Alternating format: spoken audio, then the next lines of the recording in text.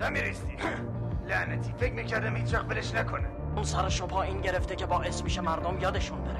هی رفقا که روزنبرگ اینجاست. سلام من میرسونمتون باشه. خیلی خوبه ما با همه برادریم باشه. یکی کارا رو انجام میده و اون یکی از نظر مراقبه.